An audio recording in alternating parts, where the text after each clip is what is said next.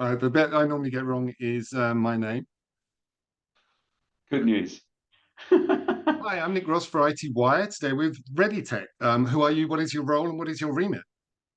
Hi, I'm Daniel Wyner. I'm the Chief Executive of our Government and Justice division here at ReadyTech. ReadyTech, we are all about ensuring that communities thrive.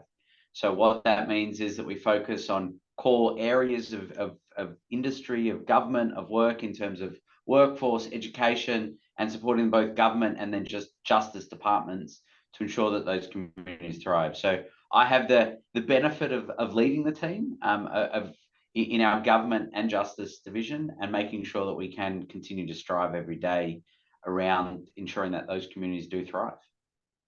And can you tell us more about what you do in the government space? Yeah, so again, with really having that central focus about ensuring communities thrive, I have the benefit in terms of getting up every morning and seeing what that actually means. So we're all about, in particular, local and state government, making sure that the connections that the government agencies, so we give a good example in terms of a council, how they engage, how they interact, how they actually run their end-to-end council, and make sure it's connecting right with the community, make sure it's an engaging experience, making sure actually what they're operating is optimally as efficiently run as possible is where we support it. So if you think about all your interactions as a ratepayer, so how that council strikes the rates to the fact that your bin is missed on pickup day, and then where you log the ticket to how they find out where the potholes are in your street, we're there to help them in those operating areas to make sure that there is those streamlined areas. So it is all really about that local government flavour. That's really our core focus here, and making sure at every stage that we can support those community organisations, those councils, in making sure that that user experience for the everyday community member, whether it's me as a ratepayer, whether it's a small business that needs to operate a curbside cafe, or getting my permits for the building I want to build, I want to make sure that that experience is good, and that's really our focus. Well, I can think of a few nearby councils that could really use that. I might chuck you there It's away. funny, I hear that all the time. Weird. Um, ReadyTech recently released some research on local governments. Can you tell us what it found? Yeah, so again, with making sure that we can better understand what it is that the community expects, we actually went to market and actually said to both local councils who went to a pool of local councils, and then also engaged everyday Australians to better understand their idea of customer centricity. Okay, in the eyes of how you engage with your local government, what does that mean? What was really interesting, maybe to some, or based on your comment just then, maybe not so much. So there is a discrepancy in terms of how I might feel as a everyday Australian versus what my council is actually seeing and therefore investing in. I give the example all the time as I'm a digital native. I want to be able to engage, and I fly around Australia, thankfully, quite a lot to go visit a lot of these councils. And I can go from booking my ticket to getting into an Uber to turning up, going through security, and only time I really talk to somebody is when I show them my boarding pass on the phone. That's what I learned to I expect. Whereas when I'm dealing with my local government, with my council, we're seeing that is falling short. That's generally, again, the data suggesting that that's also because those expectations aren't being backed up by the right budgets. So 40% of councils allocating less than 25% of their budget on that digital transformation. And in actual fact, half of the councils are allocating less than 10% of their budgets on that. So it comes down to better understanding from their perspective on how they can engage. It's often looked as a cost rather than how can I better service my constituents in a better way.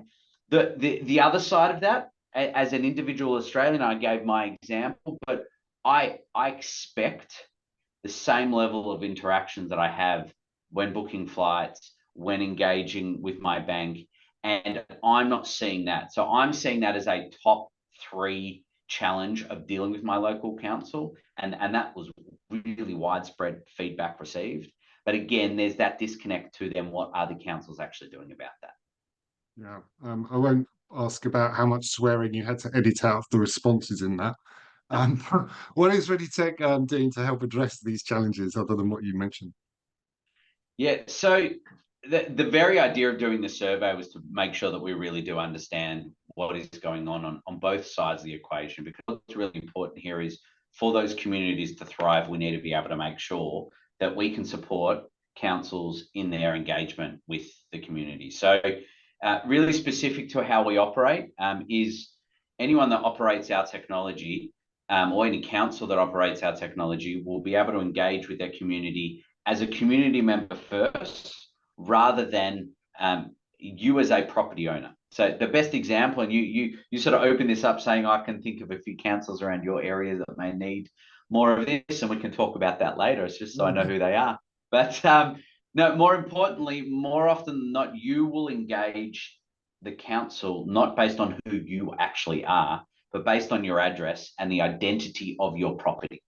That's not customer centric, and especially when in some cases you may own multiple properties within that same council. You will have two different identities. There's no way of actually bringing that together. Whereas in our approach, our unique customer centric approach, we've actually not divorced the idea of the property to the ratepayer, but rather have the ratepayer at the center of what we do and connect you through to your services, so that when you do have a dog that you want to register, okay, because we all need to make sure that we register our dogs the right way, it's registered to you rather than registered to the property, and making sure that everything that you interact with is there through the lens of logging into a portal that is self-service and being able to engage. So that's really important to us.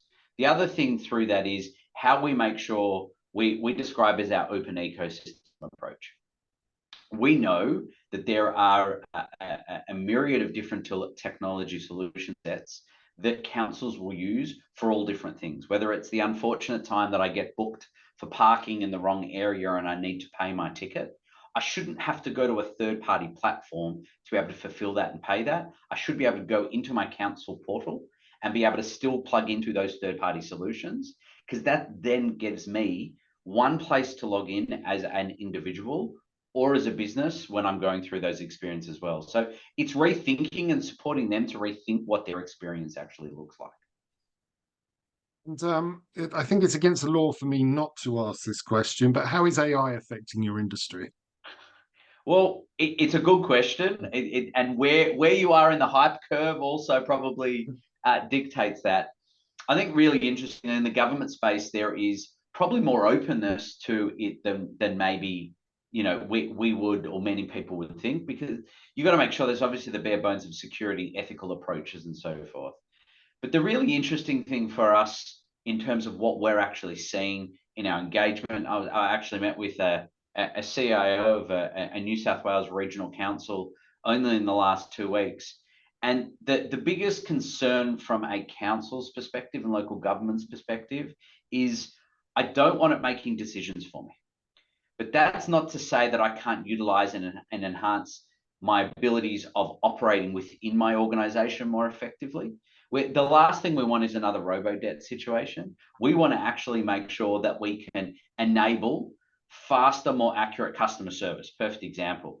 People that have logged these sort of tickets have been able to get this response. How do I go out and deal with that? How do I actually look at the themes and the trends through the data?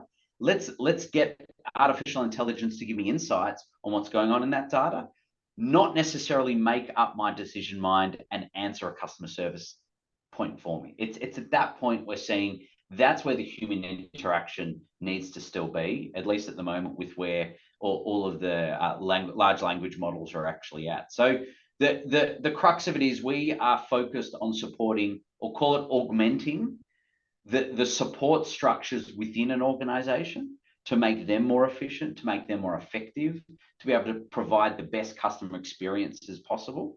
Okay, and a great example for us, we're working on a proof of concept at the moment, which helps people that are visually impaired call the council and still deal with filling in forms or whatever it might be, but using voice to text, using those type of technology stacks to support the process and augment that customer service representative rather than replacing anybody or automating processes that are going to provide outcomes that are still, questionable. Just finally, how can potential partners work with you on this? Is it all direct, or do you do the channel as well? We've got a mixture. So I guess the best way to find us would be go to readycommunity.io. And that's our website. On our website, you're able to find all the information with regards to our Ready Community platform, which is our community enterprise resource planner, or what I like to describe as enterprise cloud platform. So they'll be able to find information there. We do work with a number of organizations in terms of third-party organizations that go through that. Generally speaking, they're engaged directly via the local council. So the opportunity is really to go to our website. That's probably the best way to find the information. Fill in or reach out via that to find us, to be able to ask us questions or see if there is any support required that we can help you with. Daniel Wyner, thank you very much. Thank you.